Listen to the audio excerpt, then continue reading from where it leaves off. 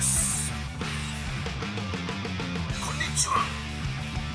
人間室の鈴木圭一です。イエーイ、どうも人間室でドラムやってます中島信です。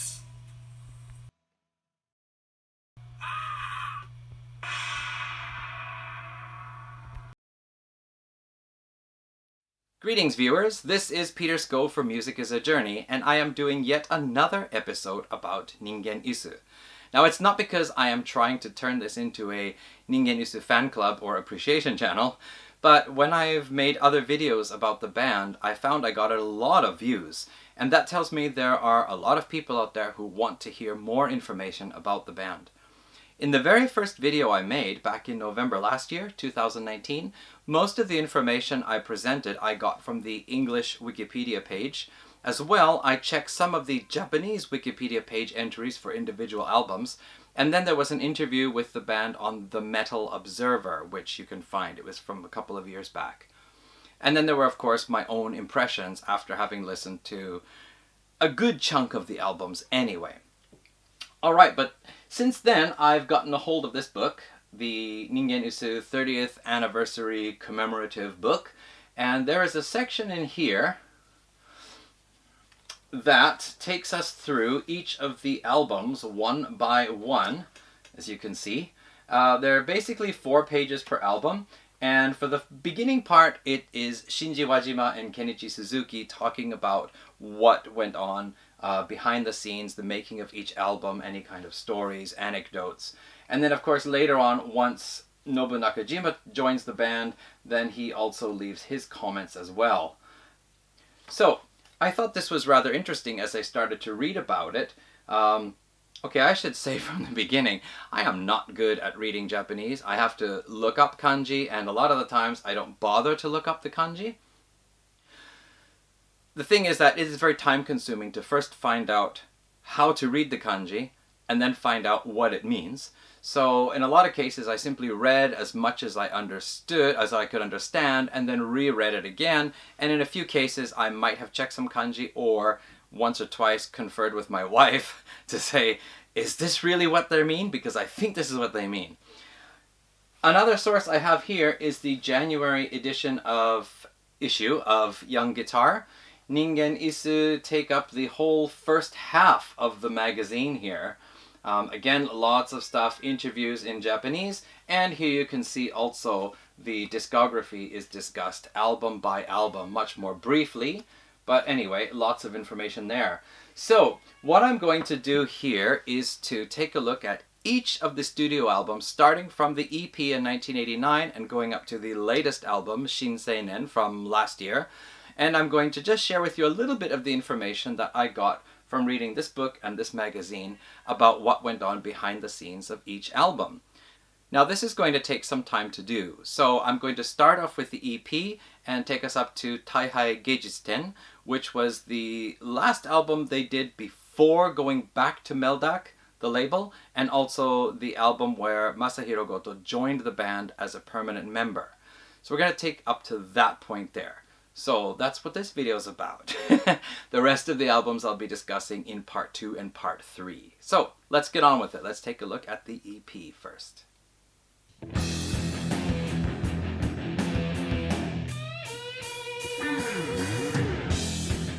We'll start with Ningen Isu's 0th album. They call it their 0th album because Ningyo Shikaku is considered their first album, and this came before that. So it's their 0th album. In the first video I made about them, I told a little bit about their history, how Shinji Wajima and Kenichi Suzuki knew each other from school days, and later on they met up and decided to form a band together. They got Noriyoshi Kamidate to play drums, and Ningen Isu was formed in 1987. In 1989, they appeared on a television program. The name is rather long. Heisei Meibutsu TV Mitake Yuji no Ikasu Banda Tengoku, which is sometimes just shortened to Ikasu Banda Tengoku, which means Cool Band Heaven. And that TV program, the creators of the program, they also had a label. Anyway, they featured a lot of bands. There was a kind of band boom going on in Japan in the late 80s, partly due to the bubble economy, no doubt. But anyway, they had a label called Ikaten from Ikasu band Tengoku. But Ika also means squid, so their logo actually had a squid on it. Whatever. Anyway, so Ningen Isu were offered the opportunity to record a mini album, an EP, and Wajima, he recounts in the book that they actually did 3 demos first, just so that they could get the experience of recording. And then they went into, was it Victor Japan's studios, a really big and very nice studio, where they recorded the 7 songs for this album. Now, there are a couple of interesting points. First of all, I read that Suzuki designed the original logo for the band, but it was modified a little bit. But anyway, this design is based on his original design. And then Wajima, he did all the artwork and this kind of crazy lettering that you see inside, artwork on the back. That's all Wajima's penmanship there. Now, one interesting point was the song Inju. This was the song that they played that got the judges' attention first. And in fact, their performance was considered so good, partly because their music was so great, but also in part because Suzuki's performance, he dressed up in the Nezumi Otoko, kind of rat man outfit of the Gegege no Kitaro cartoon. Anyway, that was beside the point. So they played a song called Inju. I should point out here also, Inju, it was originally translated as strange beast. I think on Wikipedia and also for some YouTube videos. But the kanji actually means shadow and beast. And from the original story, which it was based on by Rampo Edogawa, it's actually called Beast in the Shadows. And I think the official translation that appears on the 30th anniversary is something like Beast in the Shadows. Anyway, more directly, it's Shadow Beast. But yeah, so there was a line in the song. They recorded the album, they printed the booklet inside, and then it was, somebody pointed out, there's a line in the song that infringed on copyright somehow. So they had to recall all the CDs that had been printed and re-record, I guess, or rewrite the song, re-record that line. Anyway, they just mention it in the book, like, oh well, that happened, and yeah, we had to do that. But I would think, that's a big deal. You had to recall everything that was printed. But again, it seems to me that with the bubble economy in the late 80s, maybe the money spent was not such a big deal because, well, they were going to end up putting out a quality product and hopefully make money back again. But in the book there, Suzuki says probably it was just better if we had just paid the royalty fees or paid whatever paid for the rights to use that. I don't know. Anyway, so that's from the EP. Now, I want to mention the 7 tracks on here. The first one, Jinmenso, this you can find on the compilations. It's on their first compilation. It's on their 20-year anniversary compilation, 25th year and 30-year anniversary. The thing is that this version here is the original, where the intro is played with a clean electric guitar. And the one that you can hear on the compilations was actually a B-side, which was recorded in 1991 to be the B-side for Yashagaike, the single released from Sakura no Mori no Mankai no Shita. So this version here is slightly different, and honestly I feel that this version just has a little bit more groove to it, whereas the 1991 version seems to be a little more hard-hitting. So there's that. Then, Inju. The original version of Inju, as it appears here, is on the 25th anniversary album. It's the one with the blue cover and that kind of greenish-yellow orb object. Other than that, on the 20-year and 30-year anniversary, you can hear a re-recorded version from 2009, which actually I prefer that one more. This one's still pretty cool though. Then there's Ringo no Namida, which was re-recorded for the debut album. Again, I like the debut album version a little bit better. It just sounds a little better worked out. Ryoki ga machi ni yatte kuru. This was re-recorded and appeared on the 20th anniversary album. I also think that version is really good. This one here, it wasn't as fully developed yet in just some parts, but it's still pretty good. And then there's Shinkei Sho, I Love You, Neurosis, I Love You, which has never been re-recorded, and the version that is on the 25-year anniversary album is exactly this version, probably just remastered or whatever. But a pretty fun rock and roll song, and in one of their VHS videos that they released, I think after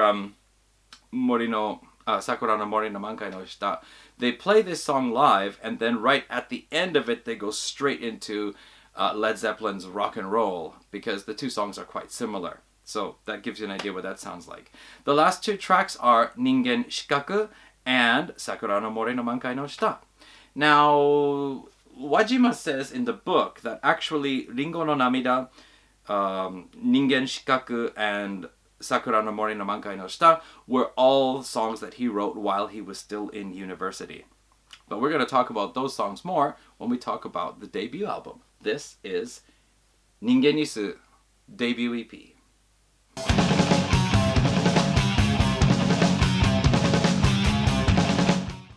In 1990, Ningen Isu released their debut full-length album, Ningyo Shikaku. This was on the Meldak label. According to the book, Ningen Isu actually shopped around at several labels. They tried, 5 or 6 different labels before Meldak finally picked them up. And Wajima says it was probably a really good thing that they were picked up by Meldak, because basically they were given free rein over the direction of their music, which probably is not usually the case. I'm not exactly sure how it goes in Japan, but typically anyway, with Western record labels, you get to do the first album based on what you've already been doing, and then if that becomes a success, the record label starts to dictate a lot of things about how you should be doing the music. Ningen Isu didn't have that. They were assigned a director, Tatsuya Endo, and he basically was part of the recording sessions and helped the band get their sound, their live sound, I guess, or get the sound of the band onto the album. So sometimes they received a fair bit of criticism. But we'll get into that more later on. Some interesting points about this album here. Okay, first of all, Ningen Shikaku. It's the title of a book by Osamu Dazai. And that book, I haven't read it yet, but there is an English translation. And maybe now's a good time to point out, a lot of Ningen Isu, even the title, Ningen Isu, the name of the band, is based on a story by Rambo Edogawa. A lot of their song titles are also taken from Japanese classic Japanese books from the 20th and 19th century even, and of course also from some Western books, particularly H.P. Lovecraft. So there is a series, an animation series of 12 episodes featuring 6 stories of classic Japanese literature. I think it's called Aoi Bungaku series, or the Blue Literature series. And I actually found some of the episodes on YouTube. I'm not a big fan of animation. I find it to be overly dramatic in some cases where it doesn't need to be, but whatever. It's there. Now, the reason why I'm bringing this up about the Aoi Bungaku series is that there are 6 stories told in that series. 5 of them are titles of tracks by Ningen Isu. One of them, Hashire Melos, Run Melos, is actually an instrumental, and also a story by Osamu Dazai. But the other tracks, they're all stories. Ningen Shikaku, Sakura no Mori no Mankai no Shita, and some other ones which I'll probably mention as they come up. Anyway, here we go with the debut album. One thing that you note is that the band's name on here is just regular type. It's not their logo. Apparently this was decided by whoever was in charge of art direction. The band had no say in that matter. And one other interesting point is the opening track, Tetsugoshi Mokushi Roku. It was actually a song that Wajima wrote and played for Suzuki when they first started talking about, hey, maybe we should form a band. It is actually a song with lyrics. However, some of the lyrics were deemed inappropriate. In particular, there was a line, something like Mary, I guess Jesus' mother, hanged herself. Anyway, maybe it was her or not, I don't know, but that line was deemed inappropriate, and so they said, you know what, let's just make it an instrumental. So For the 20th anniversary in 2009, they recorded the song as a song with all the lyrics in there. I don't know if they changed the lyrics at all, but anyway, what you get on here, the opening track, is an instrumental, and the full length, the proper song is on the 2009 20th anniversary compilation. All right, let me see here. What else is there to say about Ningen Shikaku?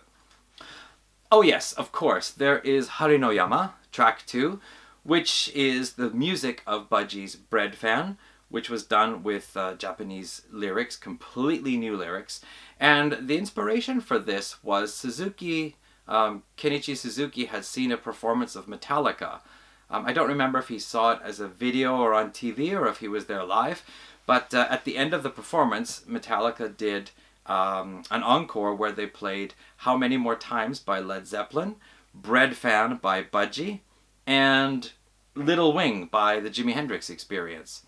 So when they played Bread Fan, Suzuki thought, wow, I love Budgie, and wow, Metallica did it. That was really cool, so maybe we should try to do it too. And so that's how they came about with recording Bread Fan on here. Just, they didn't want to try to sing the lyrics in English, so they went ahead and wrote new lyrics completely altogether. I think one other point that was mentioned in here was that because the band's sound was based on 70s British heavy rock, they recorded the album digitally. However, somebody decided to make it sound like analog. And I think Wajima was a little bit disappointed with that. He said, like, we recorded it digitally and then they went and changed it to analog for sound for some reason. But aside from that, apparently they just put a lot of hard work into recording this album and often had to work long days. But the album sold fairly well for the band, and yeah, they went on to record album number 2.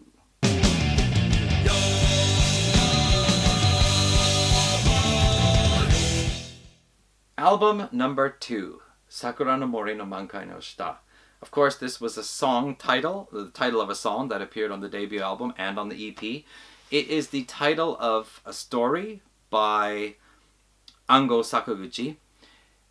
I haven't read it. I've been trying to find an English copy of it.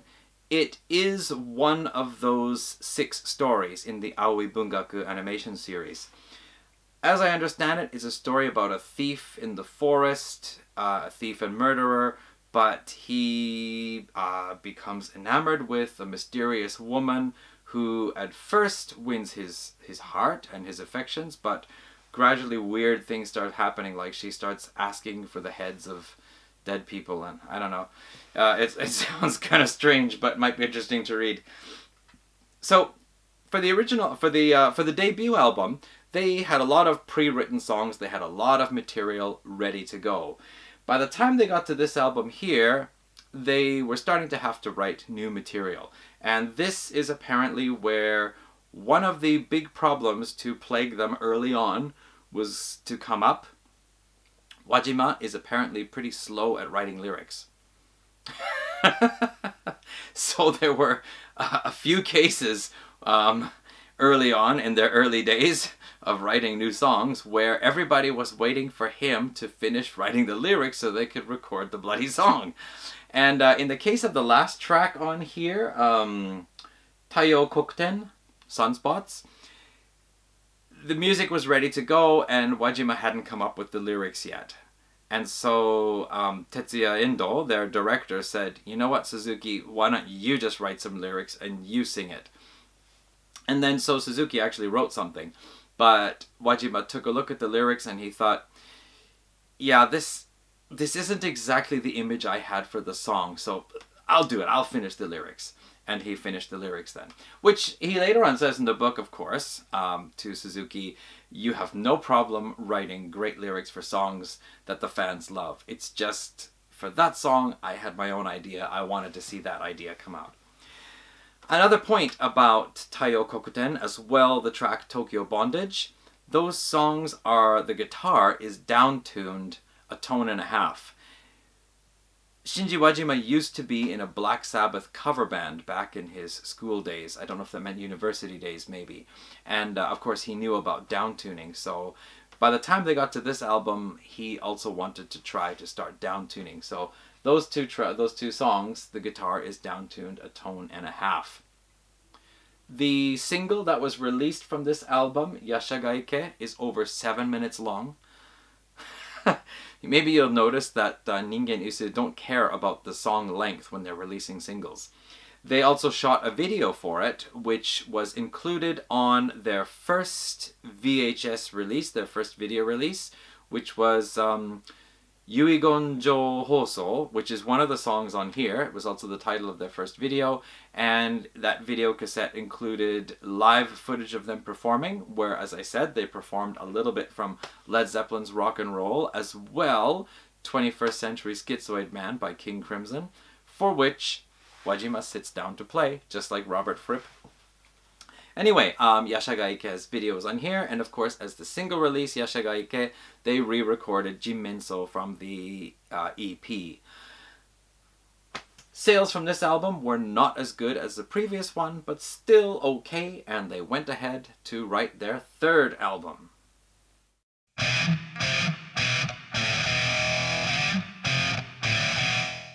Ogon no Yoake is Ningen Isu's third album. It was released in 1992.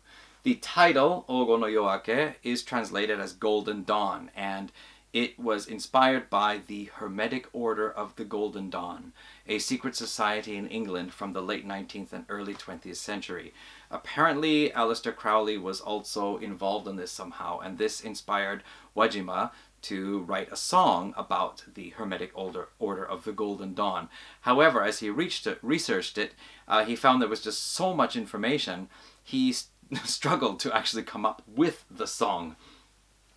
Anyway, struggle is kind of the main theme behind this album. They had a lot of troubles because they had to write all new material.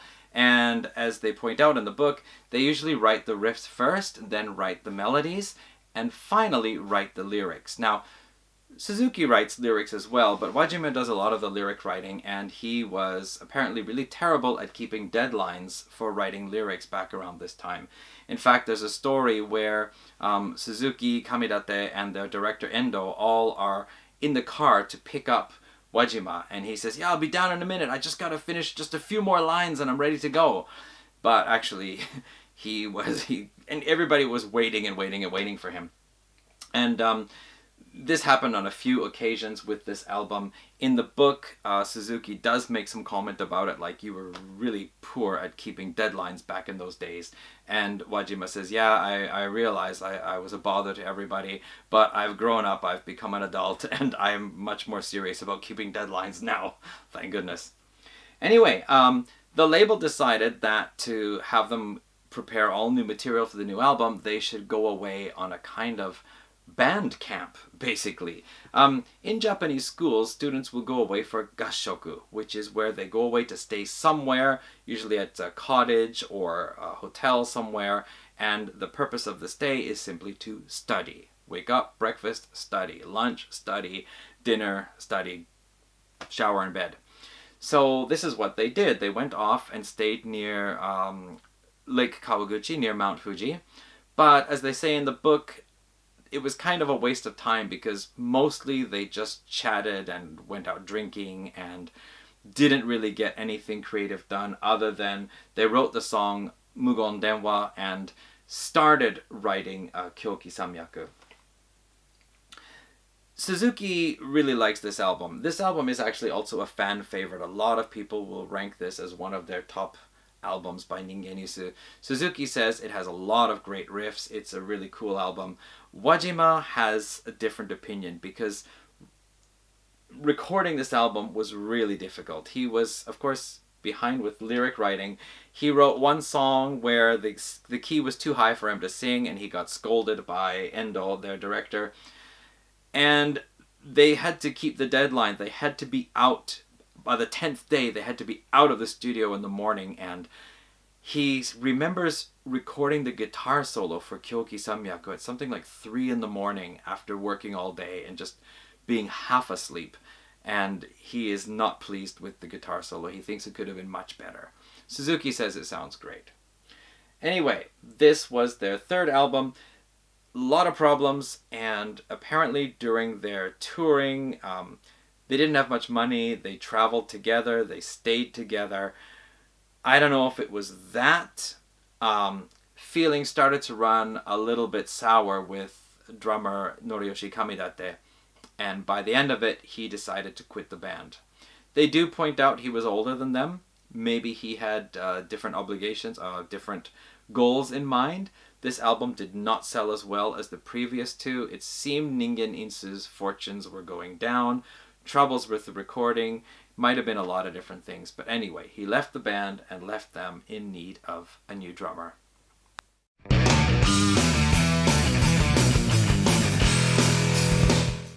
Rashomon is the fourth full-length album by Ningen Isu, released in 1993. The title is from a story by the Japanese author Ryunosuke Akutagawa. It is a short story. I have actually a book back here, a bunch of short stories by Ryunosuke Akutagawa. It's an interesting story anyway, but inspired one of the songs for the album. Shinji Wajima and Kenichi Suzuki were without a drummer. Suzuki went off to a glam rock festival, and I think if I understand correctly, he went as Gene Simmons.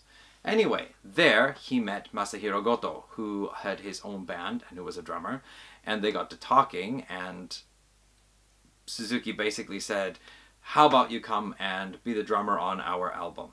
So, Masahiro Goto did. He did not become an official band member because of his obligations with his own band, I guess. But yeah, he provided the drums for this album here.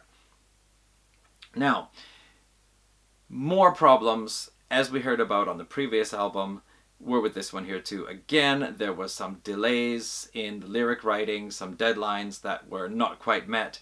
There was also a song called, let me see here, Jikan Tometa Otoko, The Man Who Stopped Time.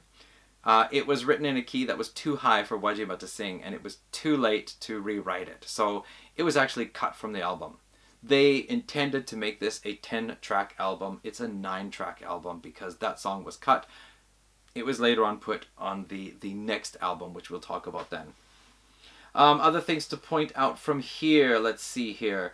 Oh yes, as I mentioned in the video about compilations, they really wanted to make this album great because their album sales were going down and they wanted to bring them back up again. First of all, a lot of the songs here are stripped back. It's more of a hard rock album or hard rock heavy metal album. It's not as progressive in a lot of the songs. Anyway, so to try to make the album a big success, they originally asked Tony Iommi to produce it. They sent him a couple of demos and he gave some fine compliments, but he said he couldn't fit it into his schedule. So next they asked Gene Simmons, but Gene Simmons asked for too much money. They couldn't afford to pay it anyway. So yeah, it was actually, I think, mixed or mastered in Los Angeles, and their director Tatsuya Endo actually flew out to Los Angeles on his own coin in order to oversee the process. So there was that. They do bring in the instrument Taisho Goto, which I mentioned previously in another video as well, which is on the song Rashomon, as well as Nyan, what was it called now? Nanya Doraya. Whatever. It is a kind of traditional dance performed in some parts of Aomori and Iwate apparently. So yeah, you can hear that instrument there. Let's see. Oh yes, one interesting point. They wanted this album to be more of a lively album to get people to, I guess, have fun with it. And so one of the songs they wrote was Ningen Isu Kurabu. And the idea was that they would use the band's name in one of the titles of the tracks, just like Kiss had Love Theme from Kiss off their debut album. Another song on here was, what was it now? Aomori Rokudaijin. In the song, you can hear the singing like Aomori, Aomori. Apparently, this was inspired by the announcement on the bullet train when the bullet train comes into Aomori, and it says Aomori, Aomori. Please take all your belongings with you, and so on. They make that kind of announcement. So That was stuck in, I think Wajima said it got stuck in his head. Aomori, Aomori, so they decided to make a song with that in there. That song was actually used for a kind of Aomori promotional commercial for tourism or something to promote Aomori. And as well, during this time, they did the instrumental track Hashire Melos, which was used by Honda for a motorcycle commercial. So things looked like they were going rather well. Unfortunately, they actually were not. And this album sold even less than the previous ones. So, sales going down, no permanent drummer. What were they going to do next?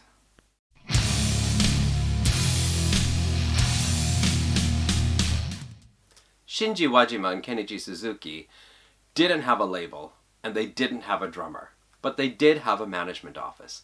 And their management asked them, "What do you guys want to do?" And they responded, "We want to continue the band. We want to put out another album."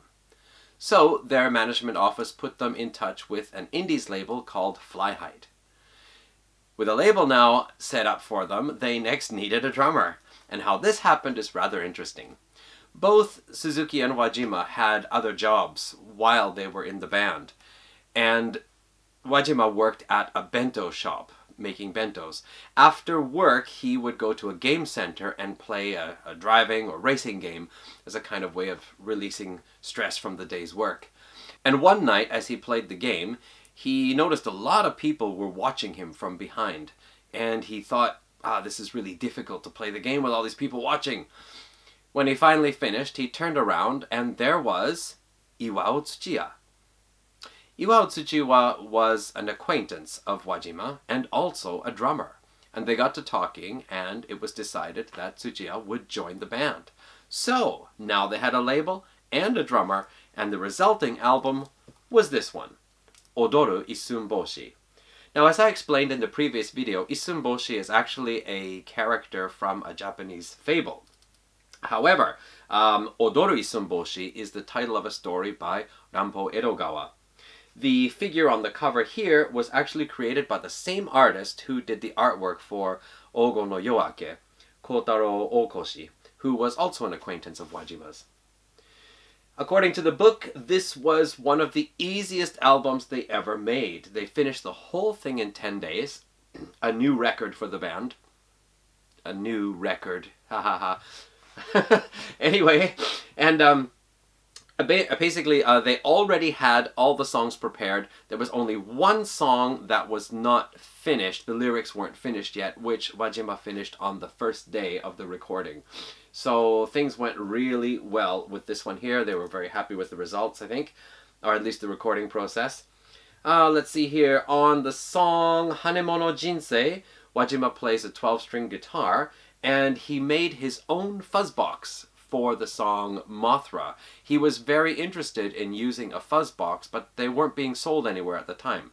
So he found out how to make his own. And he has since made a number of his own pedals, including also a phaser, I think it is. Anyway, the final track on here, the title track, Odo Odo Isun Boshi, is interestingly very similar to Black Sabbath's song, Black Sabbath, because it starts with a very heavy, slow, doomy riff, which then quiets down a little bit and gets a little bit sparse and haunting, and then comes back in for the heavy punches again. And later on the song actually speeds up a bit too. It's not exactly like Black Sabbath's song, but it's very similar. It's pretty cool. So that is the 5th album by Ningen Isu, and from here on things were going to get a little bit more interesting.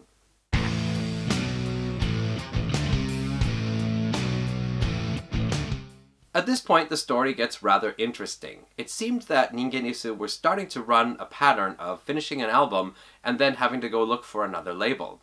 This time, luck went their way.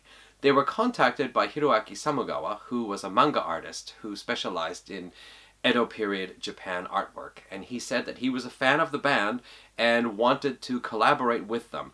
They would create an album with the music, and he would create the artwork for the album.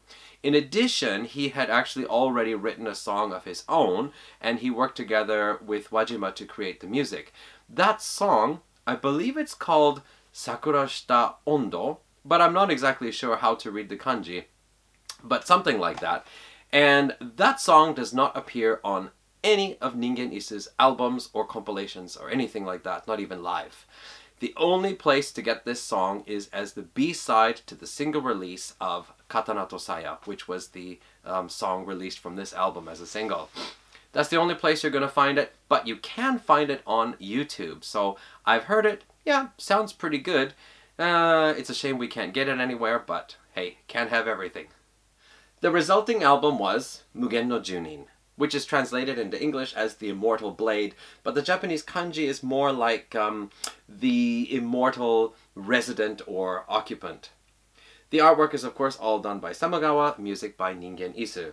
Now, the band were basically free to create whatever music they wanted, but there was one caveat. They had to write songs that people of Edo period Japan might have written or topics they might have thought about. So they couldn't include any references to cars, telephones, or pachinko parlors. Wajima decided to give the album a bit of a traditional Japanese flair, and so a woodwind instrument called a ryuteki was used on the title track. There's also some flute on here as well, and some songs with more of a traditional Japanese folk feel to it. For example, Mokko no Komori no Uta really has a very traditional Japanese style, but at the same time, Wajima plays his homemade fuzzbox on it, so a nice contrast there. Now, most of the songs have to do with themes to do with like katana, swords, and so on, and life in Edo times. But there was one song that kind of troubled Suzuki. He really wanted to put a song on called Uchuyue, which is Spacewalk. Suzuki was really into Hawkwind at the time and wanted to make that kind of a space-themed song. But he wondered, would that work with an album whose theme was Edo period Japan? Well, Wajima said, space has always been there, so probably somebody at that time had thought about it. All right, fair enough. On it goes. One other song to mention is the song Black Cat, Kuroneko, a Wajima song, which has some really great Sabbath-inspired guitar playing in it. But the song itself was inspired by a story by Kyoka Izumi, which was written way back in 1895. So yet another literature-inspired song for a Ningen Isu album. Both Wajima and Suzuki were very pleased with the album. They were excited to write the material for somebody else rather than themselves. They treated it as a kind of commission work, so it was very thrilling for them to do that. They were very happy with the results.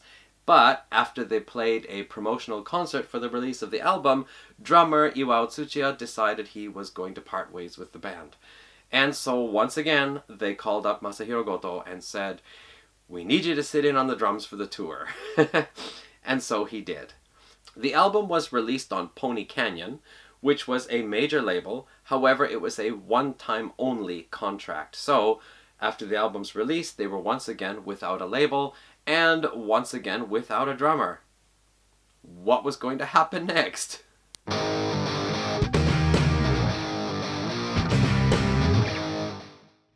In spite of being without a label and without a drummer, Shinji Wajima and Kenichi Suzuki decided they were going to go ahead with the band and had another album to put out. So one of the first things they did was to speak to Masahiro Goto, who was with his own band, Gerard, and they said to him, "Look, we'd like you to be the drummer on the album. However, money-wise, fortunes are not going so well, so we cannot guarantee you payment as a stand-in drummer, so why don't you just join the band, become a member?" And so he did. Now, they actually had a permanent member with the band once more. Alright, next thing was they needed a label, and their management office, I think it was actually the label Tricle that contacted them. In any case, they signed with Tricle and went ahead to record their next album. They decided to record the album in their hometown of Hirosaki in Aomori, and they went to a place called Magnet, which used to be a movie theater which was converted into a live house. So that was where they recorded their next album, Taihai Geijitsu-ten. The title means Degenerate Art Exhibit, and it was inspired by the Nazi movement in the 1930s to promote modern art as degenerate art. They wanted everybody to be into classical German painting styles and not accept this new style of artwork. So Wajima had read about that and thought that would be a really cool title for an album, because in some ways pop music and rock music is considered to be degenerate art. So that was the theme he went with. Now, for the recording of this album, they got a hold of an ADAT, which is, let me see here, I checked Wikipedia. According to Wikipedia, it says that ADATs are magnetic tape format used for recording of 8 digital audio tracks.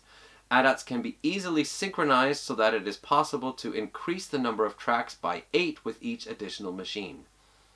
Apparently this was rather tricky to use. Wajima had quite a time operating them. There was some problem, for example, he didn't know how to re-record overused tape, and so when they tried, they ended up getting some really strange sounds.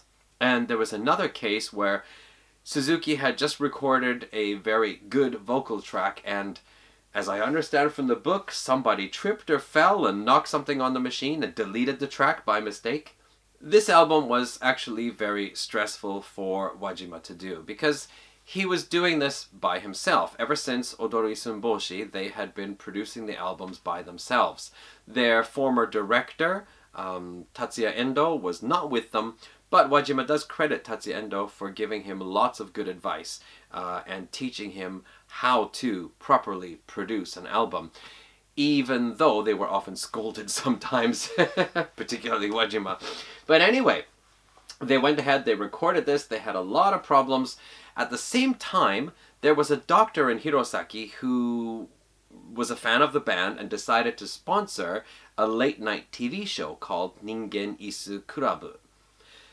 This TV show aired at 1 a.m. and the viewer ratings were actually surprisingly high at 5%. Suzuki says the reason was because at 1 a.m. there wasn't much else to watch on television. Anyway, this program continued from somewhere around 1985 through to 1998 or something like that. So anyway, with recording the album and then also appearing on in the studio for their TV program, Suzuki points out that at one point Wajima was so busy he didn't have time for a shower for a few days, and so by the end of it he was really smelling. Where Wajima says, probably the only time in the book I've read, I don't remember that. Usually Wajima remembers lots of stuff, and Suzuki says, I don't remember that. This is a very interesting album. It is very highly rated by people who have a chance to listen to it. There are some interesting tracks on here. I previously spoke about Kuzozu no Skyatto. Kuzozu was basically a chart in 9 frames, painted way back, I think, from the Heian period of Japan. The 9 frames show the stages of decomposition of a dead human body. Yeah, okay, sounds like the kind of thing that Suzuki would sing about. Another interesting track worth mentioning off here is Tentai Shikosho.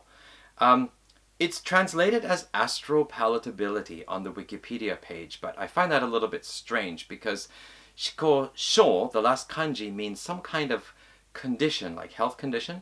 So I searched around on the internet and I found dysgeusia. It is the condition that pregnant women experience where their taste preferences change and, for example, they suddenly want to eat pickles and ice cream.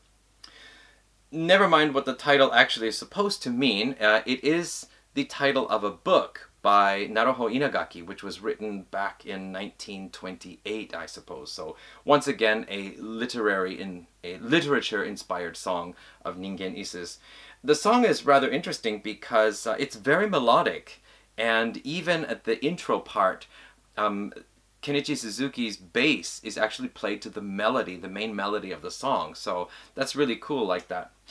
Another interesting point about that song is it's the only song from this album to have ever appeared on a Ningen Isu compilation album.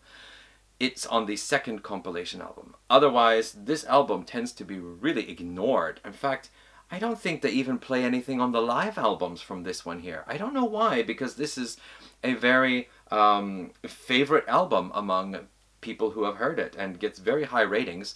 It's often considered to be heavy psychedelic, because there are a lot of there's a lot of reverb and there's some guitar effects, really a lot of reverb. It's even mentioned in here that they kind of overdid it. So I don't know if it's something about that the album was so difficult to make, or they don't like the overall sound of the album, or maybe there's just some legal thing, like Tricle owns the rights to the recorded music. I don't know what it is. But it's a great album, and you won't hear about it very much. One other thing here, Dunwich no Kai. This is the Dunwich Horror, which is a novel, a short story by H.P. Lovecraft. So it's a very interesting album. Space themes, I think pachinko themes, train themes, gore themes, cool stuff. Okay, we are going to leave it there because I have talked now for over 40 minutes. And to be honest, I've also been making this video over 4 days because my time for doing this is actually very limited. So I'm going to discuss the rest of the albums in parts 2 and 3. It will take me some time because I actually haven't read about those albums yet. And I also have a video I'm planning to make in the next few weeks that I want to get up in February, so it has nothing to do with Ningen Isu. So anyway, I do appreciate everybody who watched this. I hope you enjoyed the information I shared. I hope I got it all correct. If anybody knows something different, you can leave me a comment. And I'm going to be back then with the other 2 videos, plus probably some other videos over the next several weeks. So thanks for watching. I hope you'll watch again later on. Okay, see you at that time.